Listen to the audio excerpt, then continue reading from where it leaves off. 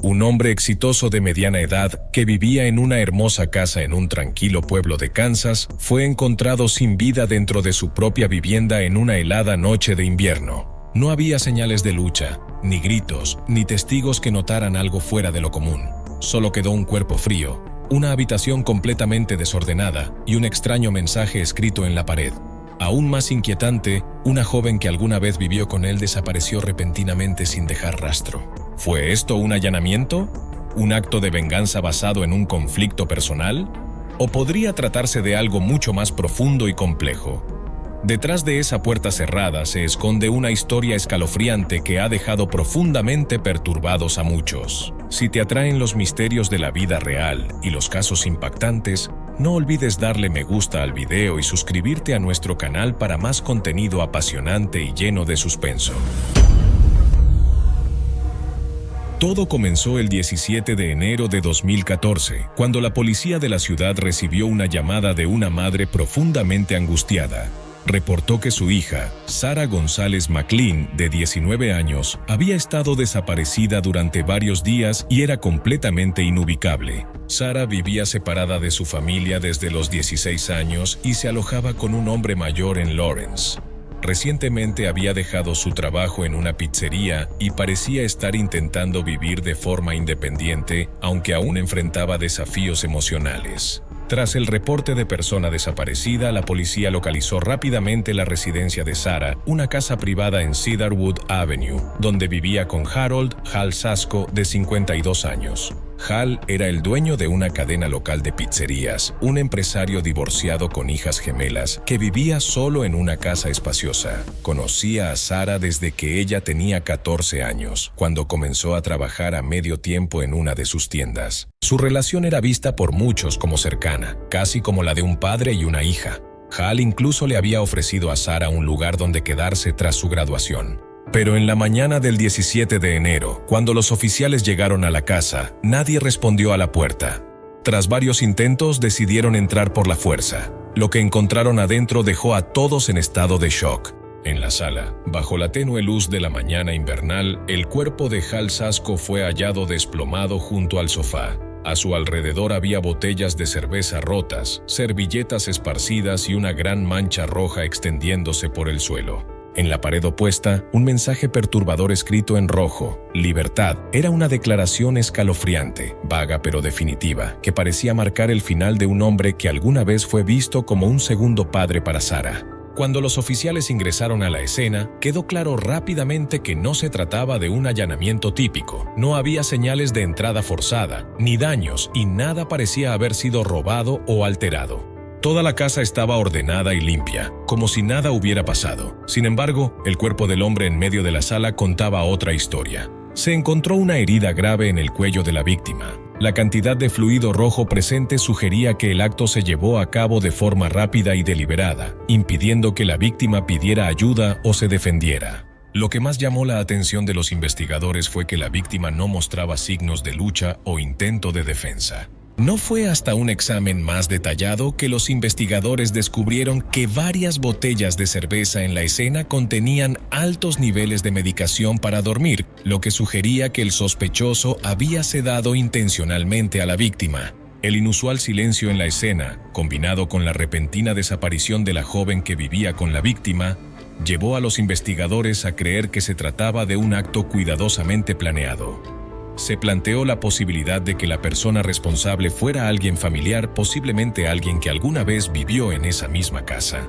Mientras los oficiales examinaban la vivienda, notaron que Sara no se encontraba en ningún lado. Su teléfono había sido dejado en la encimera de la cocina, junto con varias bolsas y objetos personales. Pero notablemente, el Mazda plateado de Hal, el auto que normalmente estaba estacionado al frente, también había desaparecido. La desaparición de Sara, junto con el auto de la víctima y la ausencia de una nota o explicación, profundizó inmediatamente las sospechas. Al principio, los detectives consideraron la posibilidad de que Sara pudiera haber presenciado lo sucedido, o quizás fue llevada por alguien más involucrado.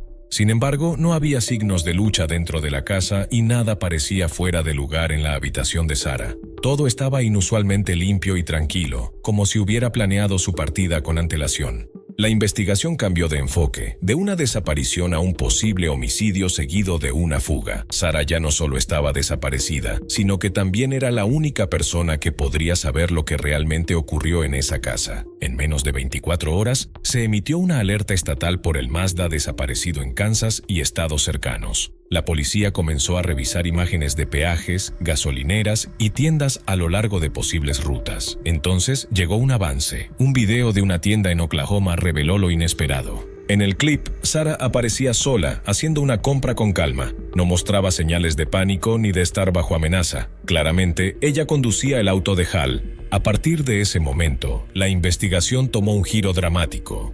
Sarah González McLean ya no era una persona desaparecida. Oficialmente se convirtió en la principal sospechosa del brutal caso que había sacudido a la tranquila comunidad de Lawrence. Justo después de que se descubriera el cuerpo de Harold Hal Sasko en su tranquila casa en Lawrence, la policía lanzó una intensa investigación. Junto con el procesamiento de la escena, los investigadores trabajaron con urgencia para determinar el paradero de Sarah González McLean, la única persona que vivía con él y que ahora había desaparecido sin dejar rastro. Al principio se consideró a Sarah como una posible testigo, quizás alguien que había sido llevada o estaba en peligro. Pero nuevas pruebas cambiaron rápidamente el rumbo de la investigación por completo. Los datos extraídos de su teléfono, registros bancarios, grabaciones de vigilancia y el rastreo del vehículo revelaron que no se trataba solo de un caso de persona desaparecida, sino de una fuga calculada. Sarah había retirado dinero en efectivo de su cuenta poco antes del incidente. También había borrado su historial de llamadas y mensajes. Aún más revelador, el Mazda desaparecido, registrado a nombre de Hal, fue visto saliendo de Kansas justo en el momento en que Sarah desapareció. Los registros de peajes a lo largo de la Interestatal 35 y las cámaras de carretera confirmaron que el vehículo había cruzado las fronteras estatales y se dirigía hacia el sureste, acercándose a Florida. Una pista clave provino de un video de seguridad en una tienda de conveniencia en Oklahoma. En la grabación, Sarah aparecía sola. No estaba acompañada ni retenida. Con calma compró una bebida, pagó en efectivo y se fue sin mostrar señales de pánico. El hecho de que ella misma estuviera conduciendo el coche, usando su propia tarjeta y actuando de forma independiente, hizo que los investigadores centraran más sus sospechas en ella. La búsqueda se amplió.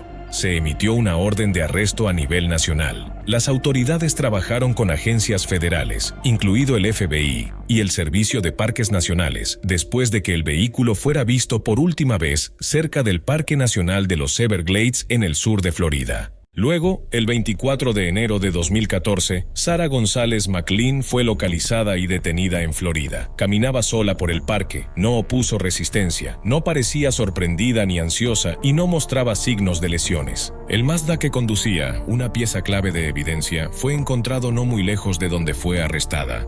Después de su arresto, Sarah fue llevada para ser interrogada. En su primera conversación con los investigadores, no negó lo que había pasado con Hal. Sin embargo, extrañamente, tampoco ofreció una explicación clara. Hablando con voz plana y expresión vacía, simplemente dijo que lo había hecho y que sabía que la atraparían. Cuando se le preguntó por su motivo, Sarah solo dijo que quería ser libre. La palabra libertad, escrita en rojo en la escena, de repente cobró un significado más personal, pero para los investigadores esa frase no fue suficiente. Solo después de varias entrevistas, y especialmente después de reunirse con profesionales de la salud mental, Sarah comenzó a revelar una verdad inquietante.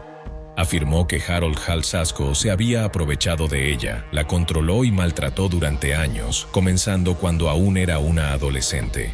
Según Sarah, la imagen de una relación padre-hija que la gente veía por fuera era una fachada. A puerta cerrada, Hal fue ganando control sobre su vida, ofreciéndole ayuda a cambio de dependencia total, emocional, financiera y físicamente. Sarah dijo que él la amenazaba repetidamente, la obligaba a vivir bajo sus reglas y la aislaba de sus amigos y familia. También alegó que la presionaba para realizar actos inapropiados, dejándola sin sentido de libertad ni autonomía. Aunque los investigadores no pudieron confirmar estas afirmaciones de inmediato, su historia reveló una capa mucho más profunda de lo que parecía un crimen frío y calculado. De ser una persona desaparecida, a una sospechosa buscada a nivel nacional, a alguien que admitió abiertamente un acto mortal, Sarah McLean se había convertido ahora en el centro de un caso lleno de dolorosas complejidades y preguntas sin respuesta.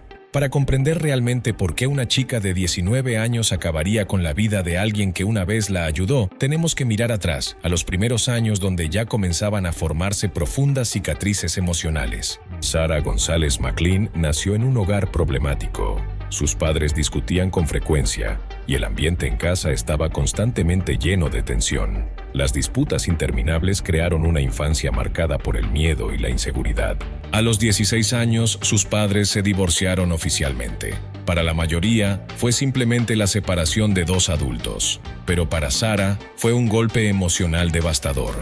Se sintió aún más aislada y perdida en un mundo que ya le parecía caótico. Durante ese mismo periodo frágil, Sarah vivió otro evento grave con un vecino, que la dejó profundamente herida. Aunque los detalles nunca se hicieron públicos, expertos en salud mental confirmaron más tarde que este fue uno de los principales factores que contribuyeron a su inestabilidad emocional a largo plazo, incluyendo depresión, ansiedad y otras luchas psicológicas. Mientras otros de su edad disfrutaban de la vida en la escuela secundaria, Sarah batallaba contra la soledad, el abandono y un anhelo desesperado de amor y seguridad. Y entonces, un hombre llamado Harold Hal Sasko entró en su vida. Hal era un conocido dueño de pizzerías en Lawrence, Kansas. Estaba divorciado, vivía solo y solía contratar a adolescentes locales para trabajos de medio tiempo en sus tiendas. Sarah lo conoció por primera vez a los 14 años, mientras trabajaba medio tiempo para ayudar a su familia. Desde el principio, él pareció prestarle atención especial a ella, una chica callada, bien comportada y vulnerable. A medida que su vida en casa seguía desmoronándose y luchaba por encontrar estabilidad, Hal le ofreció un lugar donde quedarse, prometiendo cuidarla como a una hija. Para una chica dividida entre un pasado doloroso y un presente inestable, su oferta se sintió como un salvavidas. Sarah aceptó, sin saber que estaba entrando en una trampa cuidadosamente tendida. Al principio, la vida con su nuevo tutor parecía tranquila. Hal le dio vivienda gratuita, la ayudó a inscribirse en la universidad y le proporcionó apoyo financiero. Pero con el tiempo, ese apoyo se convirtió en control. Sarah ya no tenía acceso a su propio dinero. Hal conservaba su tarjeta bancaria y manejaba todos los gastos. Él decidía cuándo podía salir de la casa, a quién podía ver y cómo pasaba su tiempo. Cada parte de su vida, la escuela, el tiempo libre y las relaciones personales estaba bajo su autoridad. Ya no vivía libremente, sino en un entorno controlado e aislado. Aún más preocupante, Sarah dijo después que durante el tiempo que vivieron juntos, soportó comportamientos inapropiados durante meses. Se sentía atrapada. Cada vez que intentaba irse, Hal la amenazaba, mencionando deudas financieras o diciéndole que nunca podría vivir sola sin él. Como una joven sin ingresos estables, sin familia a quien recurrir y con una presión emocional y financiera creciente, la presencia de Hal se convirtió en una fuerza oscura que dominaba toda su vida. Durante las entrevistas con la policía tras el incidente, Sarah explicó que la presión se había acumulado durante muchos meses, rompiéndola por dentro.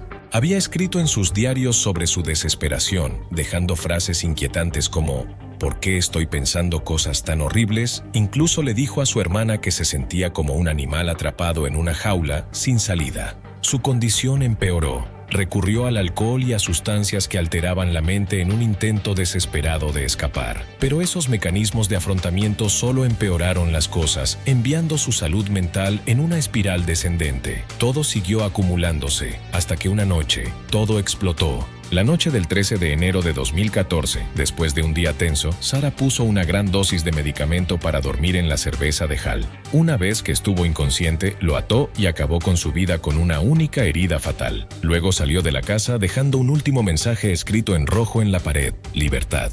Más tarde, Sarah admitió que sus acciones nacieron de un profundo dolor emocional y desesperación, pero en el juicio, su explicación no fue aceptada como parte de su defensa legal. Los fiscales descartaron sus afirmaciones de haber sido manipulada y maltratada como irrelevantes para el caso. Creían que era simplemente un intento de generar simpatía en el jurado. Incluso el propio equipo legal de Sarah, los encargados de defenderla, acordaron no presentar esas acusaciones en los registros oficiales del tribunal. Como resultado, Sarah fue juzgada como alguien que había planeado el acto con antelación. Nadie en esa sala entendió realmente cómo una chica callada y de voz suave pudo cometer tal acto. Nadie conocía el sufrimiento silencioso que había soportado en esa casa tranquila. y nadie escuchó los gritos de ayuda que una vez trató tan desesperadamente de enviar. El juicio de Sarah González McLean atrajo una gran atención pública. Una joven con un pasado problemático, marcado por el trauma, acusada de un homicidio grave, dejó a muchos cuestionando la equidad del sistema de justicia y los factores psicológicos y sociales más profundos detrás del caso. Los fiscales se centraron en demostrar que las acciones de Sarah no fueron espontáneas ni en defensa propia. Las pruebas técnicas, desde registros telefónicos y grabaciones de vigilancia hasta hallazgos forenses, apuntaban a un plan detallado.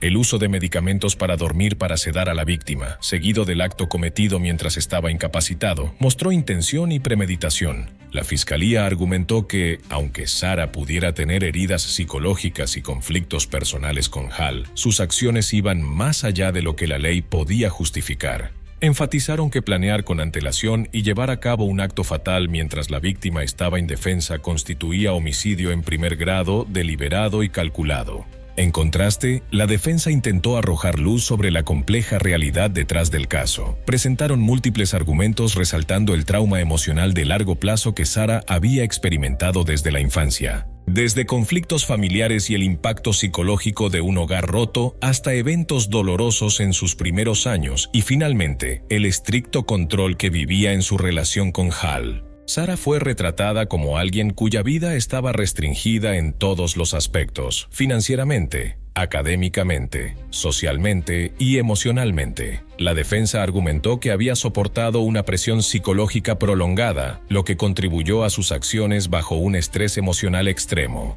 Sin embargo, el tribunal rechazó varias piezas clave de evidencia por parte de la defensa, especialmente las acusaciones de control prolongado y maltrato emocional, así como su pasado traumático. Esto llevó a muchos a creer que el juicio no reflejó completamente el estado mental ni la historia personal de Sarah y limitó su defensa legal. El resultado final, Sarah fue condenada por homicidio en primer grado y sentenciada a cadena perpetua sin posibilidad de libertad condicional durante 50 años. El juez declaró que sus acciones fueron premeditadas y ejecutadas cuando la víctima estaba indefensa, y agregó que aún representaba una amenaza para la sociedad si era liberada anticipadamente. El veredicto generó un intenso debate público. Una parte apoyó la decisión diciendo que hacía cumplir la ley y protegía vidas al responsabilizar actos premeditados. Argumentaban que Sarah había terminado deliberadamente con la vida de otra persona y debía enfrentar consecuencias graves. La otra parte expresó una profunda empatía, viendo a Sarah como alguien empujado al límite por manipulación psicológica prolongada y abuso emocional.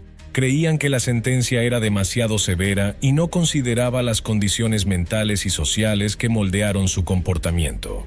Muchas personas pidieron un enfoque más matizado que equilibrara la responsabilidad criminal con el apoyo psicológico, dándole a Sarah una oportunidad de recuperación y la posibilidad de reintegrarse a la sociedad en el futuro. Incluso después de ser sentenciada a cadena perpetua, sin posibilidad de libertad condicional durante 50 años por homicidio en primer grado, Sarah González McLean no perdió la esperanza. A lo largo de sus años en prisión, ella y un nuevo equipo legal continuaron con una apelación. Uno de sus argumentos clave fue que al jurado original no se le presentó completamente evidencia crítica, particularmente los detalles sobre el control emocional, el trauma mental y sus condiciones de vida vulnerables en ese momento. También se convocó a expertos en salud mental para reevaluar la condición de Sarah en el momento del incidente. Los informes mostraron que padecía trastorno de personalidad disociativa, ansiedad severa y depresión, como consecuencia de una infancia descuidada, aislamiento y daño psicológico prolongado. Con este nuevo contexto, en 2021, la Junta de Clemencia de Kansas reexaminó su caso. Después de varias sesiones de revisión, sopesando la naturaleza del acto frente al historial de trauma de Sarah, su sentencia mínima fue reducida de 50 a 25 años. Esto significaba que ahora tendría la oportunidad de solicitar libertad condicional antes, en lugar de pasar casi toda su vida en prisión. Aunque la reducción de la sentencia no cambió su condena por homicidio en primer grado, mostró cierto reconocimiento por parte del sistema judicial de que este no era un crimen simple y a sangre fría. Era un caso complejo, donde la línea entre perpetradora y víctima se volvía casi indistinguible. La decisión de reducir la sentencia generó un debate encendido, con dos posturas enfrentadas sobre si realmente se había hecho justicia y cómo debe influir la compasión en la sentencia. El juicio y veredicto de Sara González McLean llegaron a representar los profundos desafíos en definir lo correcto y lo incorrecto, la culpa y la victimización, en casos moldeados por la complejidad psicológica y social. Su caso también planteó serias preguntas sobre cómo el sistema judicial maneja situaciones que involucran abuso emocional, control personal y trauma psicológico a largo plazo. La historia de Sara McLean se ha convertido en un poderoso ejemplo del debate en curso en la sociedad. Cuando alguien ha vivido bajo aislamiento emocional, control y daño psicológico durante años y finalmente actúa contra la persona responsable, simplemente se está protegiendo o debe seguir siendo tratado como un criminal ante la ley. ¿Dónde trazamos la línea entre un acto deliberado y un intento desesperado de recuperar la libertad? Hasta el día de hoy, estas preguntas siguen dividiendo la opinión pública. Algunos ven a Sara como una delincuente calculadora que llevó a cabo un acto planeado cuando la víctima estaba indefensa. Otros la ven como una víctima de las circunstancias, de una persona y de un sistema legal que no fue lo suficientemente flexible para comprender toda la historia detrás de lo que ocurrió. Eso concluye la historia completa del caso que involucra a una joven que acabó con la vida de su tutor después de sufrir un abuso emocional prolongado. ¿Qué opinas sobre este caso? Comparte tu perspectiva con nosotros en los comentarios. Nos encantaría conocer tu punto de vista. Gracias por ver el video de hoy. No olvides dar like y suscribirte a nuestro canal para más historias impactantes, misteriosas y que invitan a la reflexión.